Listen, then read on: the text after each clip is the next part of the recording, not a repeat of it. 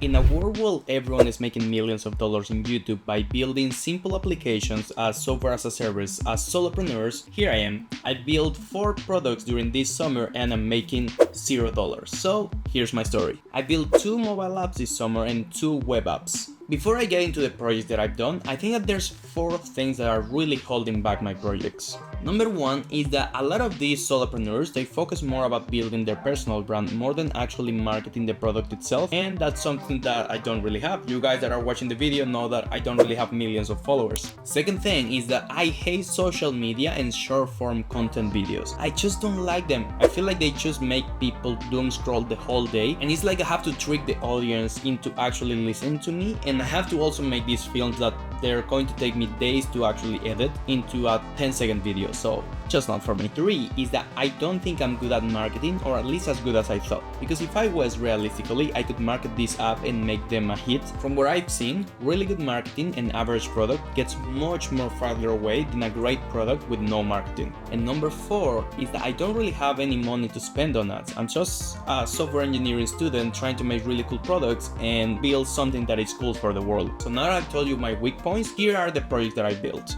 First one was Habify. It was a mobile app that's supposed to gamify the process of self-development. I got really inspired after watching an anime called Solo Leveling. Absolutely amazing. I know it comes from a manga. I really liked it. I haven't finished it, but I really liked it. So I wanted to take that concept into real life, and I built this app with a friend of mine, and it was the first time that I was actually building an app. It was quite challenging. I learned a lot of things, and we developed the beta version that we have with users right now. We're just working a bit more on how to make it more usable and more like Duolingo. Second project that I did was a gym camera app. This is specifically targeted for people that do powerlifting and that they have coaches. Because myself as a coach, I get really annoyed at how I receive the feedback videos from my clients, and then I have to go and read the text and see the camera at the same time. So I did a simplified version of a video editing tool where the clients could actually put the specific things that I needed on the video so that I could see the form video and the specifications of the text at the same time. Very basic tool. Let's say that it's a simplified version of the editing of uploading a story to Instagram. The third one, that was when I started to learn React and I wanted to make a front-end project. So I did something with calories and something that's called calorie banking. I'm not really gonna get too much technical in here, but essentially instead of looking at your daily caloric intake, something that it's more important is looking at your weekly caloric intake. And instead of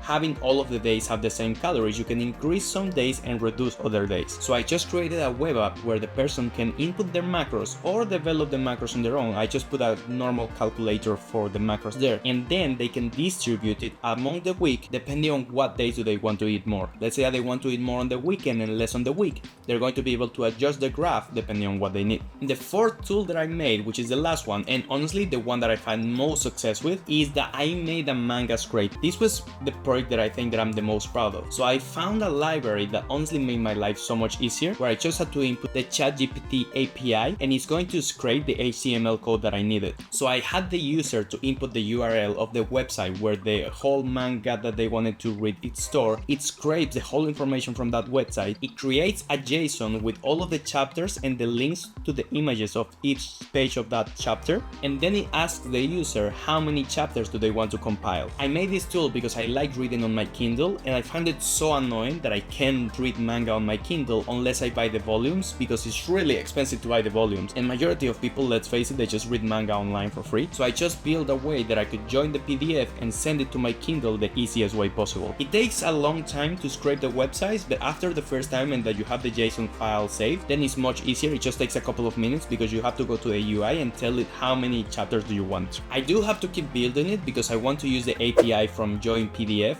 in order for me to compress the end file. But other than, it's a project that's pretty much done. Now, none of these projects are making any money. However, I'm really happy that I took all of these projects during the summer, except for Habify, because Habify did took us 6 months. It was by far the hardest application that I built this year. Thanks to these projects, I've learned React, React Native, Expo. I've learned how to properly use libraries, how to deploy applications to the App Store and to the Google Play Store, Firebase, TypeScript using the LLM's tokens that I honestly thought that it was going to be way harder because I've never done it before with any type of tool. It was so easy. I learned to use Fast API and what APIs are, and probably a lot of more other things that I can't remember. But more importantly, I lost the fear of coding. Now when I have an idea, I know how to technically build it, and I have some sort of idea on how can I build it.